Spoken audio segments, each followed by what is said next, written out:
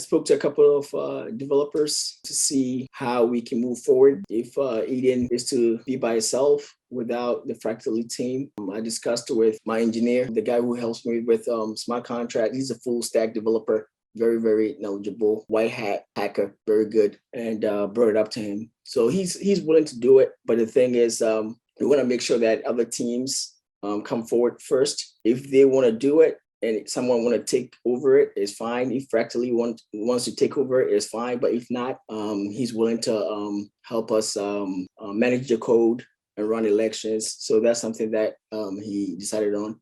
The second thing is I spoke to Zero Pass to see what we could do to make the software a little bit polished, to make onboarding better. And basically, they are also willing to work with us if we can get the funding that Eden needs to manage the code and stuff like that.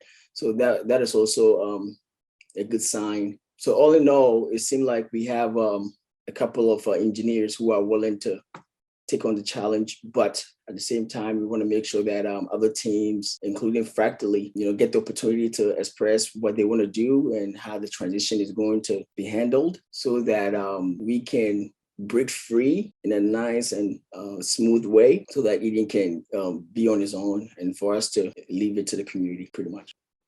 I guess I'm just excited to see some momentum happening.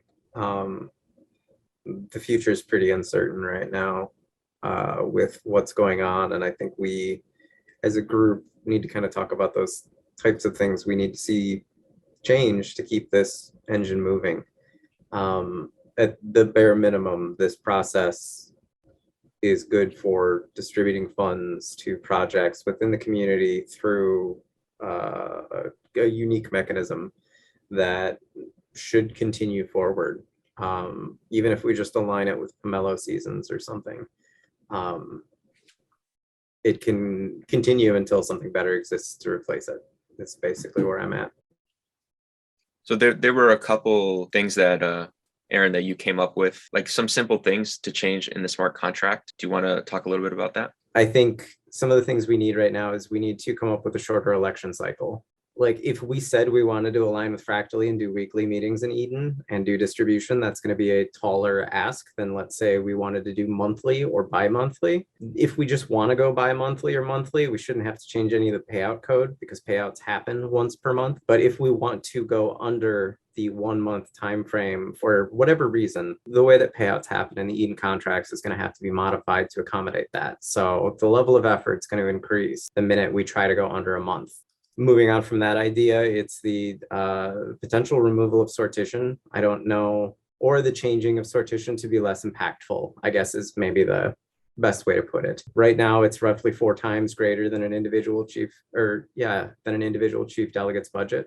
That number should be less. What else did I have? So there's the third thing was to get rid of the 10 EOS onboarding fee. Mm-hmm.